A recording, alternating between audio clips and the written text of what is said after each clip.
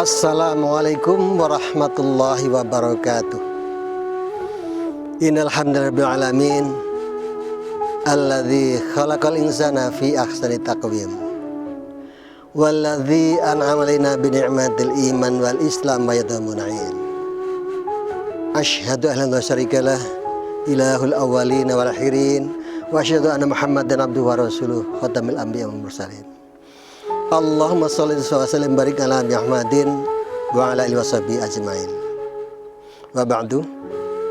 Saudaraku sekalian, sahabat UB TV yang saya muliakan, saya cintai. Dalam kesempatan ini saya akan membawakan topik hujan itu membawa barokah atau membawa bencana. Ini topik ada statement tapi juga ada pertanyaan. Karena apa? Hujan ini ternyata bisa membawa kebaikan bagi manusia, namun juga bisa mendatangkan bencana. Allah Ta'ala berfirman di dalam Al-Quran surah Al-Baqarah,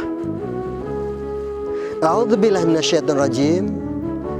Alladzi ja'ala lakumul arda firasyaw was sama binaa wa anzala minas sama'i ma'an fakhraja bihi minas samarati rizqan lakum fala taj'alu lillahi andada wa antum ta'lamun.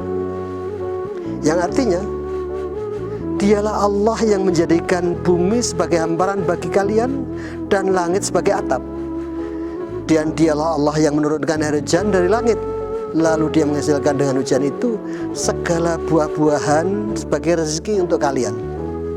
Karena itu janganlah kalian mengadakan sekutu bagi Allah, padahal kalian mengetahui.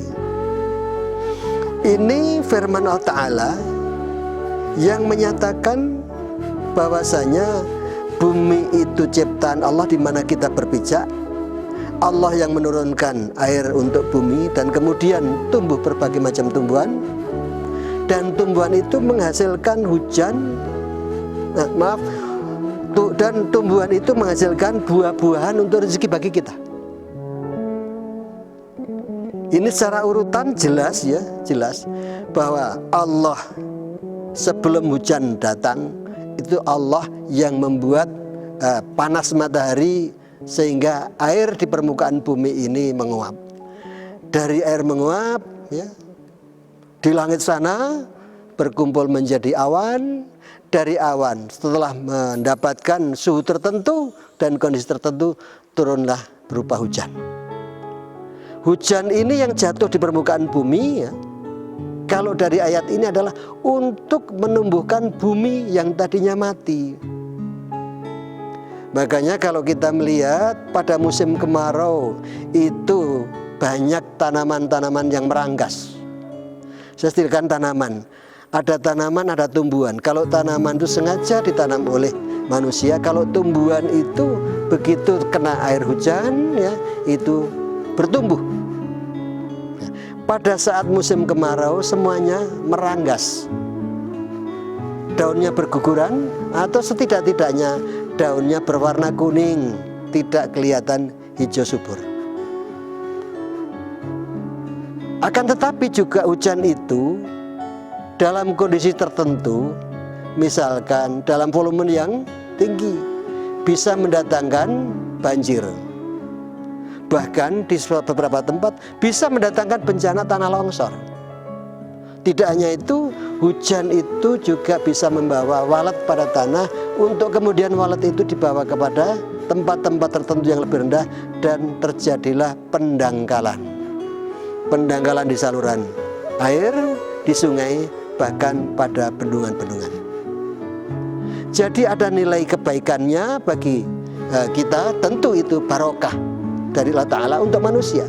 Tetapi atas perilaku manusia terjadilah hujan itu menjadi kurang barokahnya, atau dikatakan bisa tidak barokah. Tapi bukan kesalahan Allah Ta'ala. Jelas itu bukan kesalahan Allah Ta'ala. Karena Allah tadi bermaksud menurunkan hujan untuk menumbuhkan tanaman dan menghasilkan buah-buahan sebagai rezeki untuk manusia. Allah hanya meminta, janganlah kalian mengadakan sekutu-sekutu bagi Allah. Kita tahu Tidak ada manusia yang bisa membuat matahari yang memancarkan panas kemudian menguapkan air menjadi awan. Awan yang tebal turun menjadi hujan. Tidak ada manusia itu, dan tidak ada zat lain kecuali Allah Ta'ala. Makanya janganlah kita sampai menyekutukan Allah. Artinya dianggap ada pihak lain yang menciptakan itu semuanya. Tidak, jangan. Sebagai orang Islam kita harus jaga itu semuanya. Itu merupakan bagian dari kesyirikan. Kemudian saudaraku sekalian, hujan itu menghidupkan bumi yang mati. Allah berfirman dalam surah An-Nahl ayat 65. A'udzubillahi minasyaitonir rajim. Wallahu anzala minas samaa'i ma'an fahya bihil arda ba'da mautiha inna fi dzalika laayatan liqaumin yasma'un. Dan Allah menurunkan dari langit berupa air hujan, dan dengan air itu dihidupkannya bumi yang sesudahnya mati. Sesungguhnya pada yang demikian itu benar-benar terdapat tanda-tanda kebesaran Allah bagi orang yang mendengarkannya, bagi orang yang berpikir, bagi orang yang menggunakan akalnya.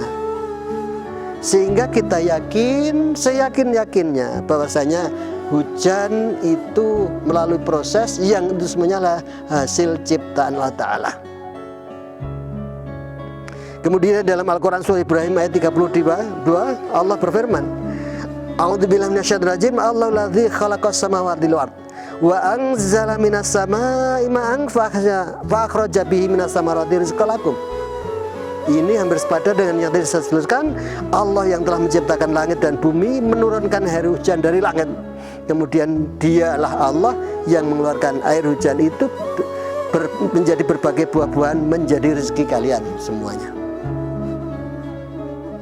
Dan ini berulang kali difirmankan Allah untuk kita, khususnya makhluk Allah manusia yang bisa menggunakan akal hati nuraninya untuk merasakan bagian dari karunia Allah Ta'ala itu.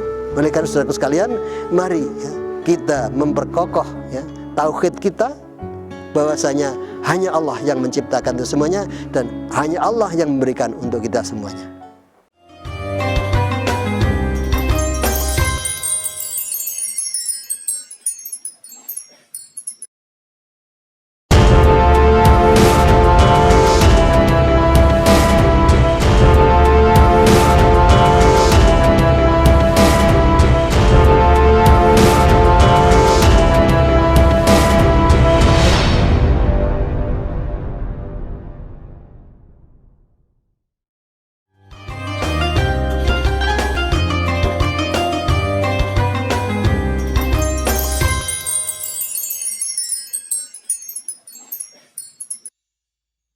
Saudaraku sekalian, sahabat pemirsa UB TV yang saya muliakan, Allah berfirman di dalam Al-Quran surah Yasin ayat 33-35. A'udzubillahi minasyaitonir rajim.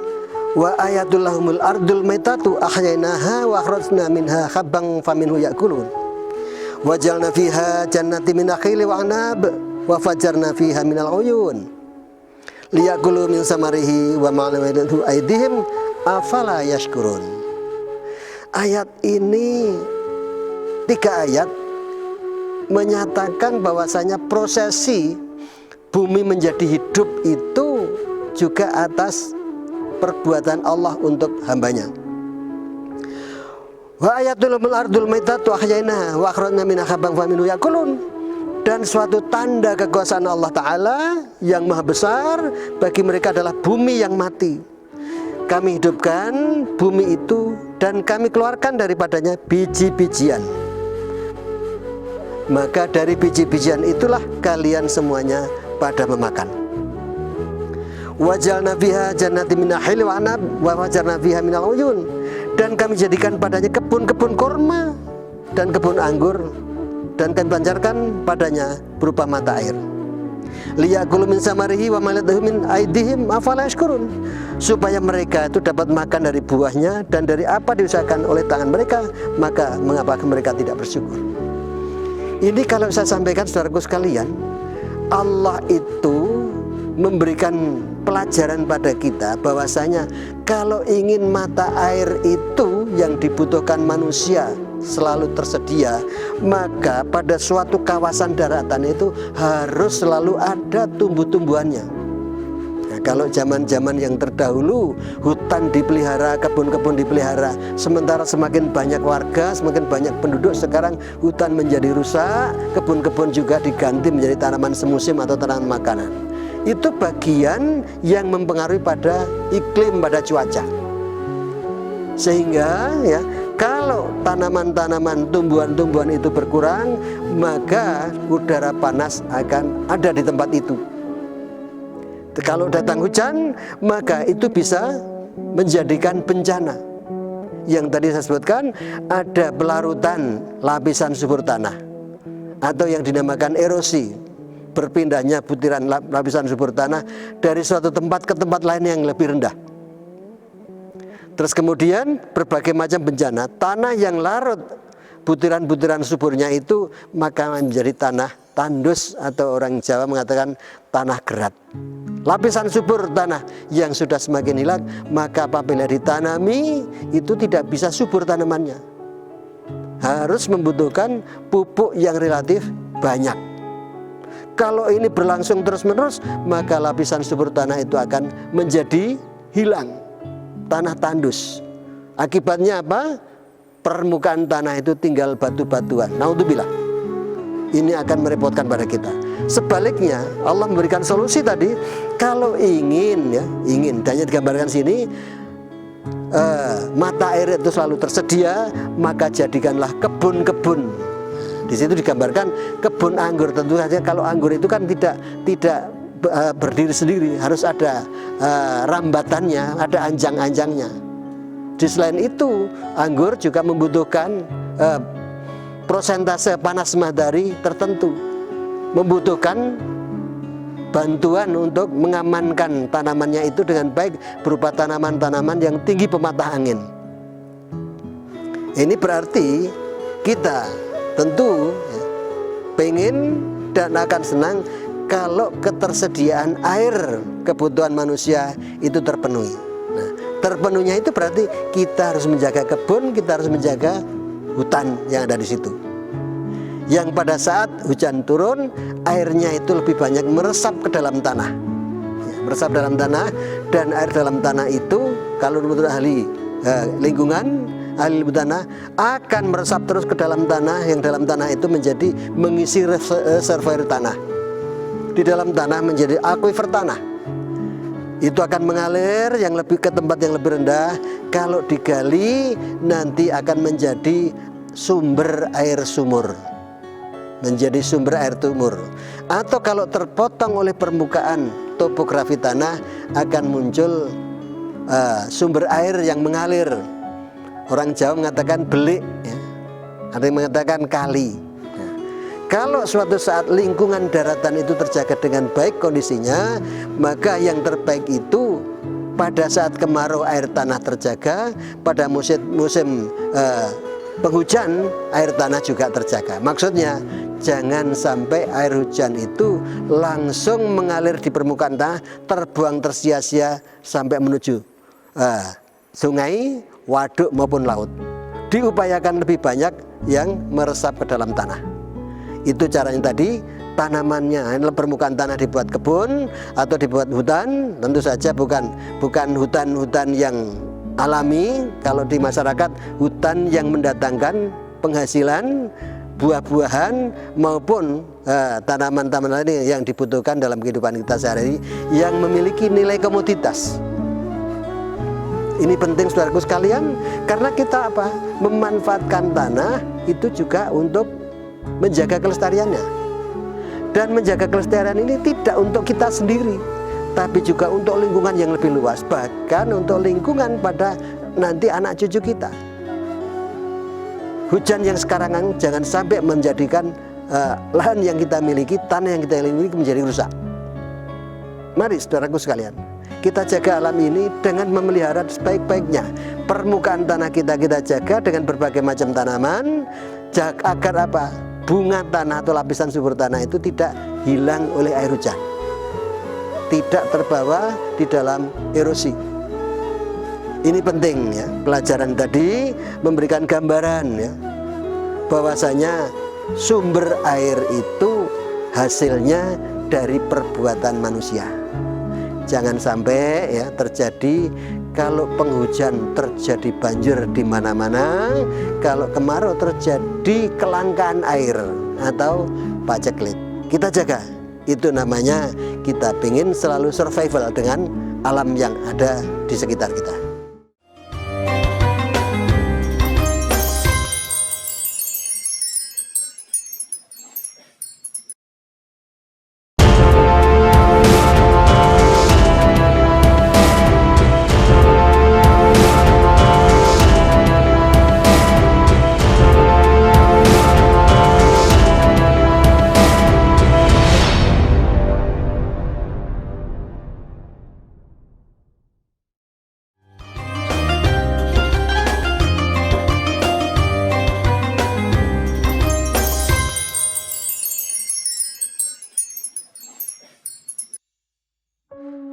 Para pemirsa UBTV yang saya muliakan, bahwasanya kalau terjadi bencana di muka bumi ini, jangan sekali-kali kita menyalahkan Allah Ta'ala. Allah menegaskan di dalam Al-Quran surah An-Nisa ayat 79, yang artinya A'udzubillahi minasyaitonir rajim, ma asabaka min hasanatin faminallah wa ma asabaka min sayyi'atin famin nafsik. Bahwa apa saja nikmat, kebaikan, keberuntungan yang kamu peroleh adalah datang dari Allah. Namun apabila apa saja bencana yang menimpamu adalah karena perbuatanmu sendiri. Ini jelas, Allah tidak pernah salah. Allah tidak pernah salah. Di dalam Al-Quran surah Syura ayat 30, Allah juga berfirman, A'udzubillahi minasyaitonir rajim, wa ma asabakum min musibatin fabima kasabat aydikum wa ya'fu an katsir. Apa saja musibah yang menimpa kalian, maka disebabkan oleh perbuatan tangan kalian sendiri. Perbuatan tangan kalian sendiri. Dan Allah memaafkan sebagian besar dari kesalahan-kesalahan kalian. Dari dua ayat ini, saudaraku sekalian, kita harus paham, Allah tidak pernah buat salah. Allah tidak pernah bersalah. Jadi kalau ada banjir sekarang di mana-mana, wah ini karena volume air hujannya sangat tinggi.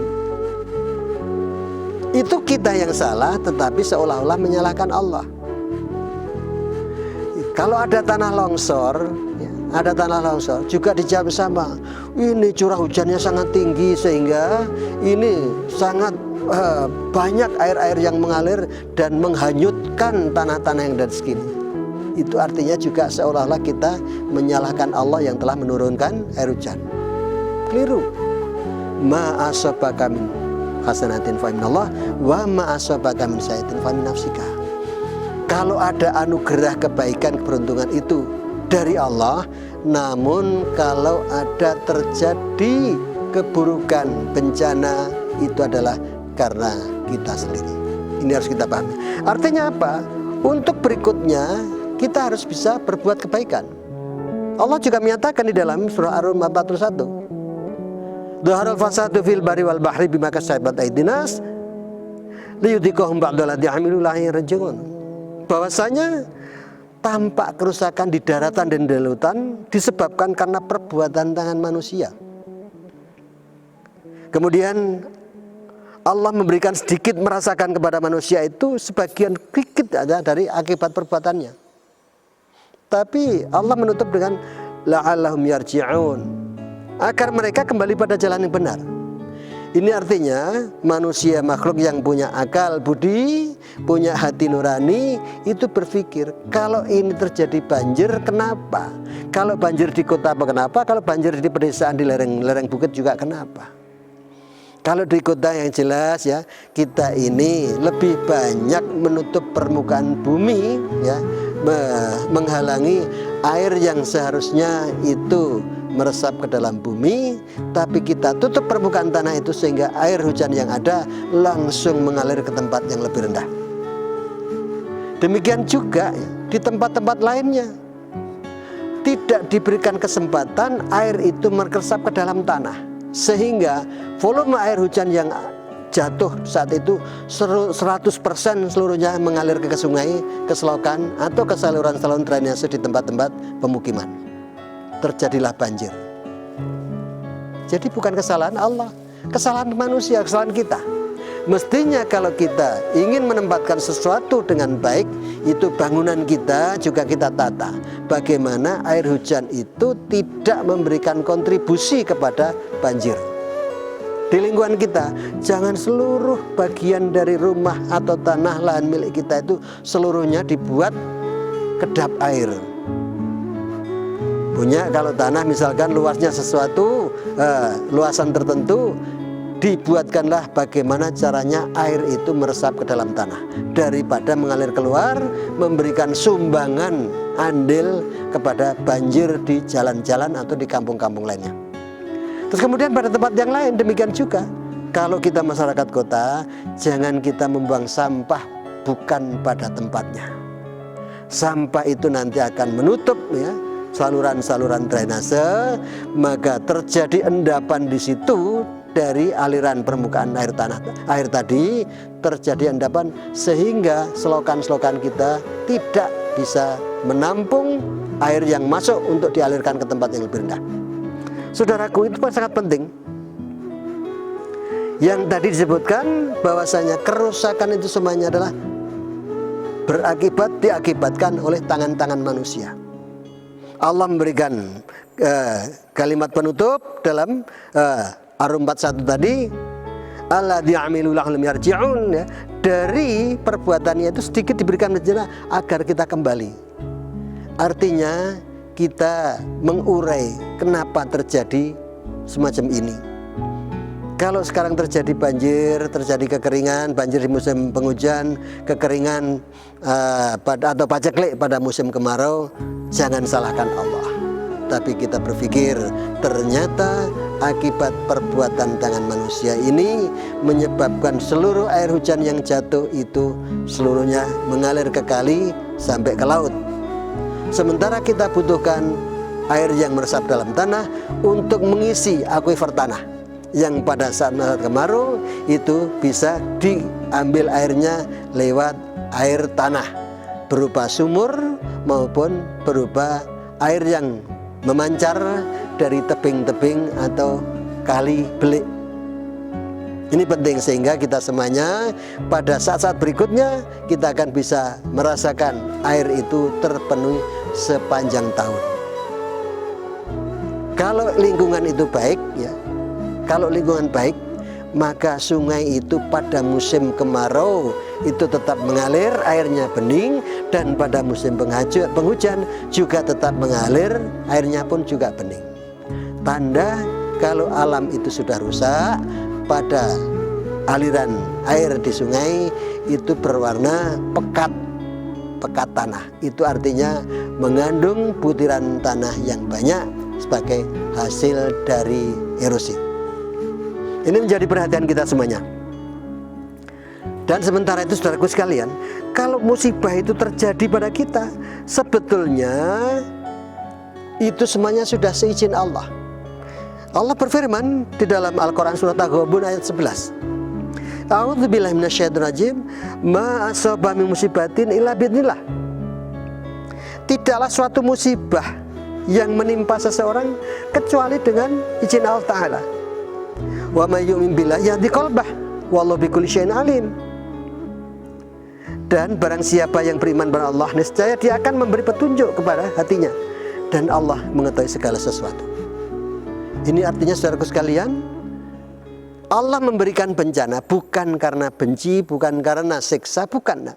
Itu karena diwujudkan sebagai pemberitahuan agar kita kembali kepada jalan Allah Ta'ala.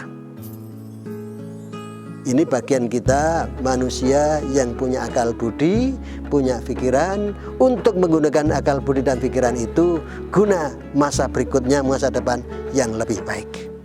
Solusi dari itu semuanya yang saya jelaskan itu kalau menurut Allah mudah sekali. Itu dinyatakan oleh Allah Ta'ala dalam Al-Quran surah Al-A'raf ayat 96. mudah sekali. A'udzubillahi minasyaitonirrajim.